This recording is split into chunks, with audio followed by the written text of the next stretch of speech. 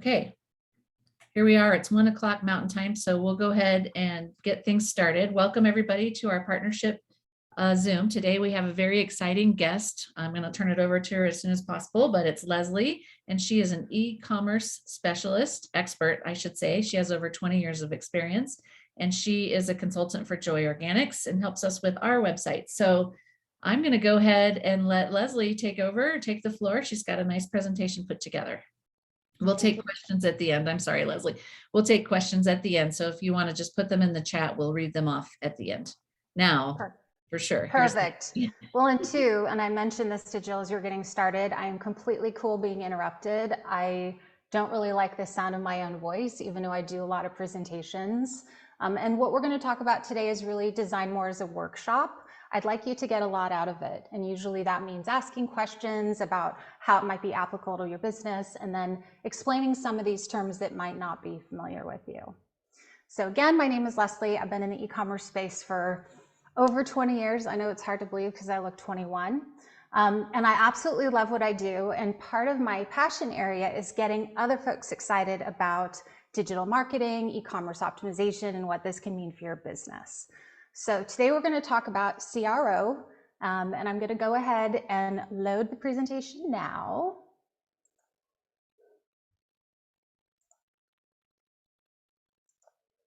All right, is everyone good? You can see my screen, pretty Joy products. We're in the right place. It's not letting me. All right. So what is conversion rate optimization? Tools and metrics that are going to be your guiding light as you start this adventure. How do I test? Buying styles, which I think you'll really enjoy. And then at the end, we're going to have a little game. And I'm sorry, I don't have prizes for you. I guess the prize is that it's fun and it's a Friday and it's going to be an amazing weekend. So CRO is conversion rate optimization. It's effectively a really fancy term that web folks like to throw around. The way that I think of it is it's how efficient is your marketing in your website at compelling and persuading your customers to buy, right? So it's, yes, there's a technology component to it, but at the end of the day, as a summary in its totality, how persuasive are we, whether that's design, product, etc., so that someone wants to play with you. They want to buy your product. They want to be part of your product family. So the way we get to this point is with testing. And this isn't like the SAT or the GRE or anything droll like this. This is testing for things that you are really passionate about as a business leader, things that you want to know, things that you think about while you're in the shower in the morning. And that really should be the fun and the flavor behind conversion rate optimization. So a caveat to this, I'm sure that many of you have already been approached by agencies who for a very large fee are happy to do that for you. And that's certainly the case. But I would offer to you that I think that a lot of the more significant learnings are things you're going to get by pursuing your own ideas and your own hypotheses about your customers. So for me, the way I think about the mindset is the reason we do CRO is not to manipulate or create a negative outcome in any way. That's not the intention. The intention, again, is efficient and pleasurable, and they're like, wow, this is really cool, and they want to participate with you and your product. There certainly are a lot of tactics that are used in CRO that I would put in the shenanigans bucket. That is not what we're going to be talking about today, and that's not what Joy is about. All right, so let's talk about tools and metrics. So yes, there's an extensive number of things that you can use. And if this is something that we'd like to continue to explore together, we can do other sessions. But for the purposes of today, you need 3 things. So one is your own e-commerce website with Google Analytics, a Google Doc or an Excel doc, and a test plan. And I'm going to go through each one of these and what they entail. All right. So the success metrics for the purpose of starting this process and your explanation with this is bounce rate, new user conversion rate, returning user conversion rate, and page value. Bounce rate is effectively when someone comes to the website and goes, meh, right? It's that visceral response of like, no, this isn't me, this is not what I'm about, I don't want to buy from them. And this is a very, very helpful metric when you start to swap out different graphical elements to test your brand.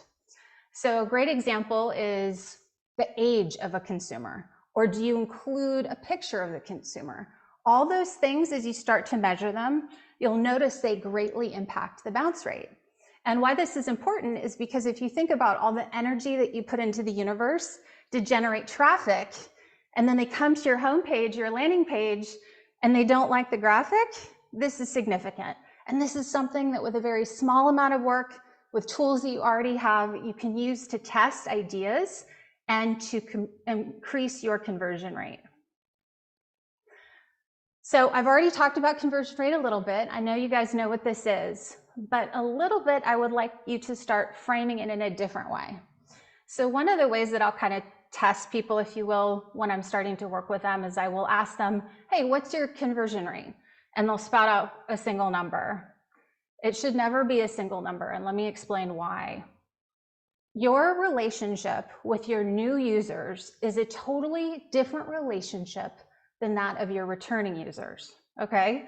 So to try to push them together isn't really an accurate picture because you want to have one number for new, how efficient are you at communicating, come play with me, come buy my product. And then the returning user is not only how good am I at getting them to buy more product or product again or AOV, but it is also a commentary on how much they've enjoyed the product. So I'll give a great example. So many years ago, I was retained by an entrepreneur and he went on and on and on and on and on about how amazing his product was. I was like, oh my gosh, like completely pumped. And I opened up the Google Analytics and the returning user conversion rate was like, I think it was like 0.43, like it was bad. And it was a really awkward conversation of your baby's ugly. Because that is one of the best metrics we have of like, they're not coming back and buying again. You're not delivering on your promise. You have a crappy experience, excuse my German. And that's really a part of this. So you're gonna start thinking about them differently, especially as you start spending money on traffic. You need to be sure that that new user conversion rate is at an acceptable rate so that it makes sense from an overall financial modeling picture. All right, page value, super funky fresh. This is a relatively new metric that is extremely easy. And page value is effectively how, if you think of it as like a storefront, each page is a storefront, how efficient is this page at generating money? You can look at home pages, you can look at product pages, you can look at category pages. And when this starts to become significant is when you start to make bigger changes, like across the product detail pages. You'll start to see this shift. And this is one of the things you really want to be able to take a close look at, especially if you don't have heat mapping, are the changes that I deployed on that given level of the site increasing the overall page value? All right, I know I'm going through this stuff pretty quickly. We have a lot to cover, but I really want to share with you that all of these things are readily accessible. And these are things that you can do. There's definitely, you can do these things. Okay, so one of the other things that I alluded to is you need a very fancy spreadsheet, a fancy Google Doc, Google Sheet, etc. And this is one of the things that, funny enough, people get the most fumbled on, and that is not documenting your changes. So what happens is we get really excited. It's like, okay, I want to change this, I want to change this. And then we don't ever stick a pin in what change we made at what time, which means that when you go back and you're looking at things like, wow, is this effective? You don't know because you don't have a log. So simple as it sounds, this is something that as you start to stack your changes and your improvements is going to become really important. And I just took a fun snapshot. These are some recent changes that we did to Joy, and I know it's okay for me to share these with you, of adding the UGC to our product detail page. That's something new that we've done. It looks really great. I went back and looked and there was obviously a strong increase for those given pages, etc. This is a great example too. We had an image of an older female, and by older female, I mean a woman my age. Okay, and now she's a younger woman, and it increased the page value and it decreased the bounce. So our customer group was immediately giving us feedback of like, we like her better, right? And so then moving forward, we can start stacking those changes. So how do you test? One thing at a time. And I cannot stress this enough. That means like one hypothesis you have, one element, meaning one design element, one page at a time, one value proposition at a time, one font style at a time. Do not change everything all at once, or you will not be able to figure out what works. Again, super common, you get excited, you're like, finally, I'm going to figure this stuff out, change everything at once, but you don't know what worked. So this is very much something where you take a lot of small steps to run. So I already kind of alluded to this. This was a recent homepage swap that we did. This was one hypothesis, one hero image. We didn't change anything else. We didn't change the font. We didn't change the call to action. We didn't change anything else on the page. We just changed her, okay? And this is the right way to do it. And so you'll hear a lot of people toss around the term multivariate testing. I love that. That's amazing. Those tools are extremely expensive. They're hard to deploy, and it means you need a lot of people to generate assets. And it takes a lot of time. But for the purposes of what we're going to do, you can totally do it, but you're going to do it one step at a time. All right. So the first thing that I suggest that is a very easy test is to swap out your homepage hero. Now, maybe it's you don't have a picture of a person right now. Maybe you have a format, or maybe you have a value proposition. But this is one that is relatively easy, especially if you have Shopify or any of the other ones. You are already swapping out your hero. So you would go back, you would take your baseline of this is what my homepage does, put it on your log. I changed it this Friday to this, and then come back, depending on your traffic, a week or two to see how it's shifted. PDP, so this is your product detail page. This is one that affects effectively how many products are added to cart.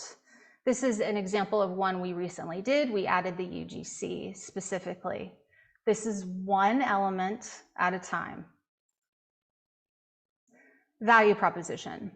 So this is one that you've probably already seen on our site before, Dr. Langdon, but we recently, I would say, kind of modernized the design, but we didn't change anything else about except how she looks. We didn't change the placement.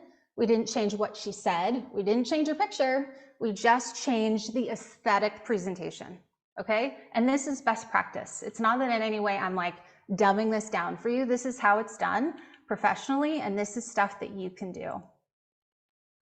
All right, so now I'm going to shift gears a little bit, which is to give you a bigger framework of how to optimize and how to approach testing. So I know I've been very tactical the last few minutes. Now we're going to get a little bit philosophical, and then at the end, the game that I mentioned, we're going to put the two together. So let's talk about buying styles.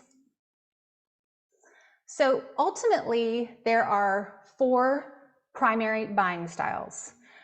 This isn't personas. I want to be really clear about this. This is how someone likes to be sold. This is what is compelling to somebody. So one of the things I think we've all had as an experience is you've been somewhere and a salesperson has approached you with completely the wrong tactic. And you're like, oh my gosh, like boundaries violated, back off. You know, fundamentally, they didn't approach you the way that you want to be sold. As it relates to an allocation, it's about 25% for each of the 4. So it's not as if there's one predominant area that you need to speak to specifically. Ideally, we're going to want to talk to all 4. Now, this concept has actually been around for an extremely long time. I did not come up with this. If you've ever taken the Myers-Briggs or the DISC, these are the fundamentals. You've heard this before. We even have classical art that is aligned to this. So I may use slightly different terms today. I'm going to call them like colors. They're probably different than what you've heard before. But the reason is so that you can start to compartmentalize in your mind, oh, this is that, and oh, this is that specifically. So we have effectively drivers, which are, I'm going to say reds for the sake of today, expressive socializers, blues, supporters and amiables, which are yellows, and analyzers, which are green. Now, I recognize that a little bit that these can feel like they have a judgment, like, oh, I don't want to be an analyzer, I don't want to be a driver. Don't put that on yourself. I'm sorry that the word has a particular meaning in your mind, but there's no negative connotation to this whatsoever. In fact, all of these folks are amazing. All of these ways of selling are amazing. And that's what we're going to get really good at with your website. So one of the really interesting and fun things as a marketer and a business leader is that we tend to think that how people want to buy is how we buy. And so that's a really important element of validation, is to start to understand yourself and say, wow, you know, here's what I'm compelled to purchase, but how is the other 75% compelled to purchase? And to start looking at things through the lens of, yes, but how do other people think about this? So again, I'm not talking about a persona, which is I'm a 40-something-year-old yoga mom that buys Lululemon, therefore I'm gonna like it. That has nothing to do with how I need to see things depicted to purchase. Persona is different than buying style. Are there any questions? Because I've covered a lot of ground. No? Everyone's got it. They're all good. Or they're asleep. We've got 24 people asleep. Okay. So a driver, they want to be fast, they're first. They like prestige things, they like elite things, they tend to be very independent. I'll cover a lot of examples today with this. In total transparency, I'm a driver, right? So no shade, no foul. There are definitely things that I tend to resonate with because I like things that are elitist or prestigious, because I like that. That's what resonates to me. And 25% of you on the call feel the same. And this is the kind of stuff that you like to see.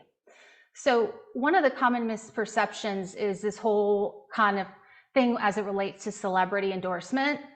This is a driver, right? It's like, oh, well, so-and-so uses it, so I'm going to resonate with that specifically. We are decisive, fast-paced, direct, trying not to be rude, very determined, very results-oriented. We're like, come on, come on, come on, let's buy. And we tend to be more functioning. We need to do a better job listening. So I want you to think for a second, if I had to develop a home page for this person, would it be a long page? It would not be a long page. Would I have a lot of stuff about elaborate stories or a lot of pretty pictures? No, because you'd already lose this person. That's not what they're looking for. Some fun names just because it's a Friday, try to keep it light. Great example of, this is a former client of mine, authoritative communication, right? It's like Dr. Brandt, Dr. Perricone, right? They're authority. Drivers, we really like authority. Like, oh, well, if so-and-so likes it, it must be legit. All right, let's talk about the next one. These are socializers. They're fun, they want to interact, they want to engage with other customers. They're publicly focused, okay? So they're all about like, I want to post things and I want people to see. And they are absolutely all about social media, as you can imagine. Enthusiastic, emotional, charming. They want their feelings known to others. So if you've ever read reviews and you're like, oh my gosh, this person went on and on about their feelings. They posted 8 pictures of themselves with this. This is them, okay? Spontaneous, fun. They are huge, huge participators in UGC, right? So that's a fit.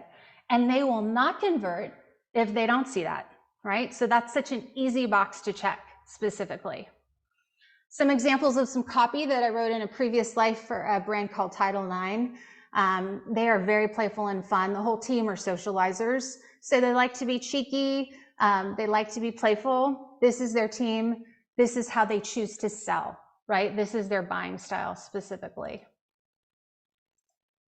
All right, supporters. Relationship-based. Do not rush your supporters. because they are not going to buy from you until they feel that they have a relationship. So if you ever look at, for example, your email welcome series and you're like, oh my gosh, how many times do I have to email this person to convert? There she is, okay? I want to connect with you. I want to call your customer service. I want to relate to you. I need to know that you got me and that you understand who I am. Totally get it. We can service this customer as well. Personal security, all about relationships. They want to create rapport. So when they get to a product detail page, what do you think the first thing is that they read? The reviews. Okay, it's all about the reviews. So when marketing to an organization that has really focused on this particular buying style, that's when you start to see things like letters from the founders, or this really pretty gushy story about shooting on location. Because immediately, even though I'm a driver, hey, I feel more connected. Like, show me how you made it. Todd, show us how you made us this product, right? That's what you're here for. Absolutely, totally get it. So if you've ever seen this on a page and wonder, like, why the heck do they even document how they produce a product? It's to create this connection to the product development lifecycle. So not only is it to a person, it's I want to understand the process. I want to know how you do your photo shoots. I want to see how you bring the product to life. Last but not least are analyzers. Data, detail focused. They love a good comparison shopping. Diplomatic, precise, compliant, logical. What do you think? Do you think that they go to the UGC first? Do you think they go to the reviews first? No. If you don't have data on your page, something salient, honestly, they're not going to buy from you. You got to give them something, whether it's this efficacy or click through to this report. These are these folks, they want to see it. Now, I recognize that I'm giving very polarized examples, and many of us have more than one style, but I hope in your mind you're starting to organize this idea of, oh, this is me, and I've been putting a lot of this content in the universe. I have these folks that I need to service, that I need to have contact with, because they want to buy from you. You just need to make that connection to them. Anytime you see comparisons, right, direct head-to-head, anything that focus on facts or anything like that, that is all within that analyzer realm. Okay, I'm going to pause here because I still can't believe that not a single person has a question. Jill, no questions. No questions yet. I can't believe it. Either you're being very thorough or Everyone's totally confused. Yeah, they're taking it all in. They're, we often we supply the recording of this, so some people may be waiting to watch the recording so they can read everything on every single slide.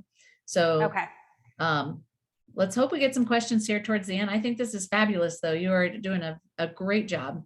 Okay. Oh, we do have one. Okay. Yep. See, as an analyzer, he's going to take it all in before he asks questions. Good. I love you. You should. Bravo. And maybe this is new. Like Heidi's saying, a lot of this is new to people. So they're just, yes. adjusting. Yes. But, it seems like it makes such great sense. I mean, it just seems so logical that this would be considered, but such a blind spot for so many people on their website because they want it to reflect their type. That's human. Yeah. Yeah, that's totally human. And I find that if you don't create a framework, then it's like, well, you're kind of then testing things that still appeal to you, right? So it's like, oh, is it this graph or this graph? Well, no, it's a graph and it's a review, right? That specifically. So we do have a question that might be fun for you to answer is, would you hire a marketing expert to do this, or would you do it yourself? And what do you look for? And maybe you can kind of talk about that for a minute. I think that if you really have your fingers in the business and this is something that you're passionate about, I would probably suggest you try to do it yourself. And maybe that's because I'm just such a DIYer. The challenge that I have with hiring some of my peers is I feel like they don't really spend a lot of thoughtful time understanding the business. And in my opinion, nobody knows the business better than you. So unless you're like, 10 million plus in revenue and you have, some giant team and you just don't have time to do this, you certainly can, but normally with, for example, like if you do conversion rate optimization and they focus on UX, which is how your page is laid out, well, that's fine. But if you don't really fundamentally know, I have a bunch of reds and I have a bunch of greens, then how are you going to design a page that supports the people that think like this? So I hope I answered your question. Yeah, that was really good. I think so. One of the things that I want to mention too that's kind of fun and a self-fulfilling prophecy is, as we've been putting out as marketers materials that we resonate with, we tend to convert people like ourselves. There is nothing wrong with that. That's great. And that's one segment of the market. There's nothing in any way, shape, or form. You can have a fantastic business with only 25% of the folks. But by adding 25% more, what is possible? And you start to stack those, and all of a sudden, your site is a lot more efficient. You can create more products, you can do more expansion, and it really just gives you a lot more ways to develop things. I love that. Thank you. Yes, absolutely. And there's a lot you can do with email with this and social media and all those things. But really for today, I wanted to give you guys a framework as you start to test in this stuff of, like, example is like, okay, I'm an analyzer. Why do I have to put some chick on the hero? Why isn't it facts? Totally agree. Give it a go, right? So a big part of this is exploration. I think one of the things that's really interesting to me is I am an expert in the field, and so people ask me a lot of questions, and I think they get really frustrated with me a lot because I say, I don't know yet. I don't know yet. I don't have the answer for you yet, but we can absolutely get there. I can tell you what I think, but that's part of the fun of this adventure, is really figuring out with your product and your customer focus what is going to be most compelling to them. Okay, so I'm going to get into the game here. And this will give you guys an opportunity to start thinking about this. And I realized when I see, I'm a driver, I just jumped right into it, is that I forgot to mention that I'm about to ruin websites for you. Because you can't unhear this stuff and you can't unsee this stuff. So you will find as you start to look at websites, you're like, wow, that whole team is drivers, or wow, that whole team is supporters. Because you can see, like, well, this is really their jam. I find that fun. I hope you find that enlightening, but you will start to see that places and billboards and other things that you see specifically. You're like, wow, they're really unbalanced. They need some optimization. Appreciate the moment, says Lululemon. Big hug and flowers. What do you guys think? If you guys want to participate, you can put it in the chat. We'll see if you guys have gotten the hang of this already. Or I'm just going to keep hugging myself on my stool until you answer. John says no. What? He says, nah. I don't know if that means it's not his style or he doesn't want to play your game. Okay, fair enough. I get it. He's analytical and a driver and doesn't have time for this. Right. Got it. Okay. We got a supporter. Sharon says supporter. Yeah, this is classic supporter. I want you to think about, this is a homepage hero on Lululemon, all right? They are that, or they think they are that clear that by not showing a product, not even showing a product category, but by showing the love, this is going to convert their folks the best. Did it? I don't know. Depends on if they have data scientists, but I will share with you, this is one heck of a risk, right? And so that's part of finding the balance is that moderation. You pretty much have to tie my hand behind my back to just pop this up on the homepage with any kind of testing. This is a very bold move, a giant hug of, we're going to love our supporters above all else, because the analysts and the drivers, we are out of there. All right. We're going to celebrate your birthday. Tell us your big day. We love cake. We use playful font. We talk about things with exclamation points and italices. What is this? What buying style? All right, let's see. Anybody want to take a guess? By the way, John said he said nah because it wasn't his style, not because he didn't want to play. Of course it's not. It's mine, John, me neither. All right, we've got expressive from Heidi. We've got expressive from someone else who doesn't have their name. So yes. Expressive. Yes. Oh, Dennis says socializer. Yeah, expressive is socializer, right? It's that blue, it's that person that's externally focused. They're looking for that playful fun, which is funny because there is some polarity to this. So I'll use myself and John as an example. Drivers and analysts, you send me this email, I'm like, really? Like, no. Show me a fact. Show me someone badass that uses product, but you cake and birthday? No, thank you, right?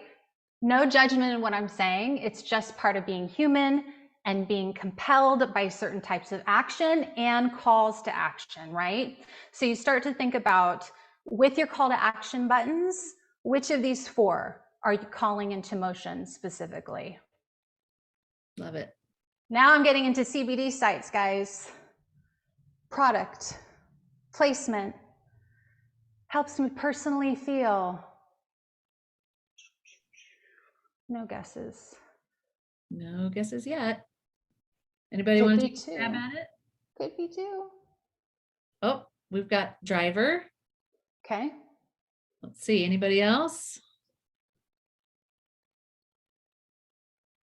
Analytics. Okay. No. Oh.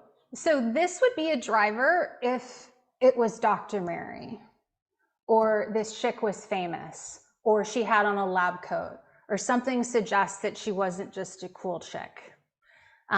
It's not analytical because there's no facts. This is somewhere in that kind of blue-yellow. This is that emotional connection. So when you're putting client customer testimonials on your site, focus on creating that connection with some of the quotes. And then also, can you support some of these other buying styles with the quotes as well? So yes, not all quotes are real.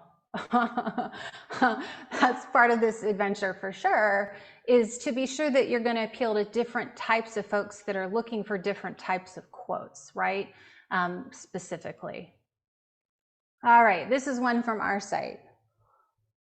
This one's easy. This is a driver. All right, so this is one that literally there are some consumers, especially in this category, that will not convert if they don't have some perception of authority. They want to know that a doctor's involved. They want to feel like, you know, just like an analyst want to be sure that this stuff is third-party tested. They're not just going to buy from the Yahoo down the street. They definitely want to feel it endorsed, right? So this is a classic driver. Love a good lab coat. Definitely some beakers for emphasis. She's not casual, and that's for a reason. This is what the drivers would convert on. Taking gummies in the park, hanging out. What do you think? I think Jill knows. Jill, what do you think? Is that expressive? Yes, it is expressive. Has to be. That's one of the reasons that social media content in UGC has been so helpful from a conversion perspective, is prior to this, it wasn't on pages. You know, they were lucky if they could get like a decent quote, but seeing pictures of people using the products is very, very compelling to this group.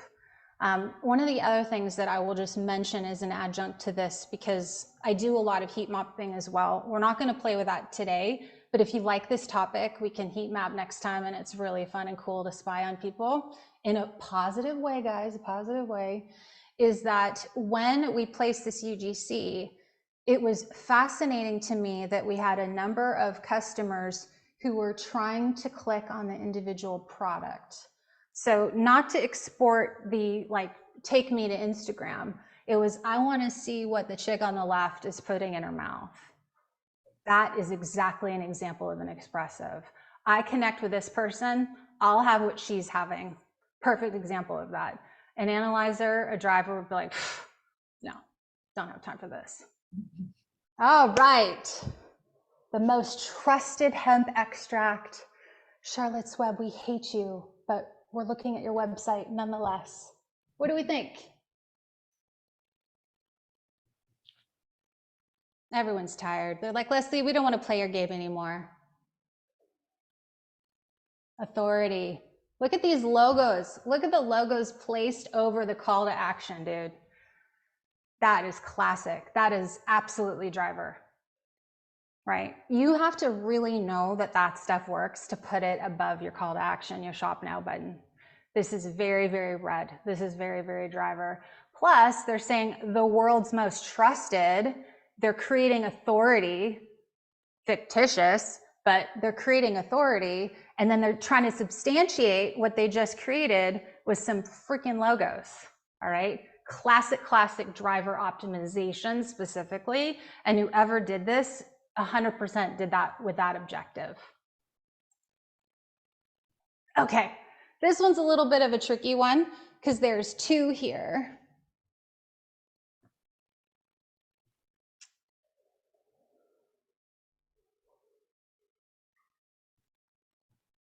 So authority, right? So we're just talking about that with the logos. And then the reviews in the middle is very interesting because it's yellow, literally and figuratively, because it's supportive, but it's also analytical because it's empirical. 8,000 reviews, 5-star reviews, all right?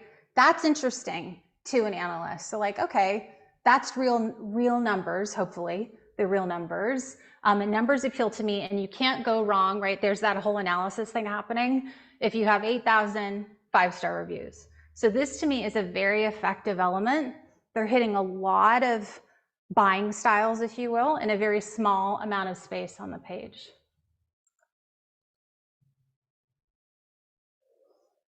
Another really clever one.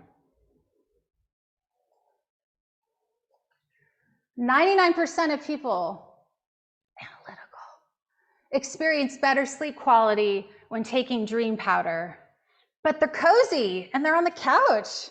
This is clever. This is really clever, right? So this is appealing to the analysts. They're not turned off immediately, like who doesn't love a good 99%? But your supporter is like, oh, connection. Those two are extremely hard to put together. This again was quite strategic, all right? So you're starting to see how these polarities, when put together, create really efficient marketing elements, really efficient aspects to a web page. I like that. I think this is what James is asking, providing examples of stacking buying styles. So I think, James, we're answering this, although I didn't acknowledge your question. Yeah, so where I usually start with this when I'm doing my testing, like on the document that we're looking at, is test one buying style alone first before you're really clever and then start putting it together with others, because you don't then really know, right? So that graphic that I just showed you, I think it probably does extremely well, but I wouldn't know why unless I had tested each of those two independently, right? So this is one of those things of go slow to go fast. I hate this one. I'll just be total. I know this is being recorded and I'm supposed to be nice and play nice, but I hate this. I really hate it. And I hope the person who owns this is not on the call. This is such a mess, right? This is a hot mess. Like, what are we doing here? Start saving. It's time for a change. What analytical person is like, oh yeah, let's bring on some change? Then you have this weird kind of glorification of the product, which doesn't create relationship. And then there's this kind of weird element about strongest. I think that this is extremely ineffective because this is putting things together that don't work and it's not cogent, right? So I just showed you one example that felt nice. And then here's another example of like, y'all need to get clear. You need to back up, make this 2 different graphics and figure out what you're trying to communicate. And this is not any judgment on my part. This is what happens when people are really trying. And the way you get here is by doing them individually. Maybe price is most compelling, then show me price. Maybe being really strong is compelling, then just do that before you try to put them together. And I know particularly with CBD, it's hard to depict products in a way that are compelling, right? It's like, oh, it's a soft gel, or oh, it's a gummy. It's like there's only so far you can go. But this for me, just as it relates to the messaging to the bottles, is pretty ineffective. But I'm not going to be a negative Nelly. She has such a great smile. Can you just talk about what a great smile she has? She's a doctor and she's in a coat. Really smart. So what I like about this person who has so many initials behind her name, she's not only a doctor, she's a PhD, an MS and an RN. This woman is highly educated. Who wouldn't want to sit and have like a cup of coffee with her? Like seriously, look at the warmth of her smile, right? Like she just looks like, wow, this woman's incredibly educated and very accessible, very tangible. She still has on the lab coat, but this is someone that a supporter is more likely to connect with than, for example, our Dr. Langdon, right? Because that one's more driverish. This one's like, here we go. Here's that connection. Come and talk to me about what is keeping you up at night. Cool. All right. Well, that brings us to our close in terms of our introductory session to conversion rate optimization. There are a lot of different ways that we can take this in future sessions. I will share with Jill just some ideas, and then you guys can get back to her in terms of where you want to go. If you've never looked at heat maps before, I think that you guys would find that extremely interesting, and I'd be happy to share with you some of the heat maps of the website of Joy. We could also talk specifically more about content within the website. So that's something that I've alluded to, right? So that's the words, like how do you tone your words in a way that's going to appeal to each of these buying styles. And I can also talk about how you effectively use your cart to transaction to try to close the deal with these 4 different styles if maybe you haven't been effective up to that point. So again, today was really just an introduction. I hope that now you feel like conversion rate optimization is more accessible to you. This is stuff that you guys can do on your own, and you can think creatively about how you can be a better marketer and communicator to be more efficient to increase conversion. So I'm going to stop there and see if anyone else has any questions. Thank you, Leslie. This has been fantastic. I'm sure that even if there's not a lot of questions, that people have learned a lot. It's been fantastic, and we definitely will talk to you about doing future sessions, or maybe we can do a class, or set something a little alternative to these monthly Zooms. But and we could do monthly Zooms too. But yes, I think we have so much to offer our partners, and we love to support them to get their website selling more. So absolutely, this has been fantastic. Perfect. Anybody else? Oh yeah, class would be good. Thanks, Sharon. All right. Well, Leslie, I think that's it. And perfect. It's available to our partners as a recording, so they will be able to look at the slides that way. And we'll be in touch. We'll figure out a way to get more information to our clients. Awesome. Thank you so much, guys. Have an amazing weekend, and enjoy your website browsing. Yeah, thank you, Leslie. Have a good day yourself. See you. Bye-bye. Bye.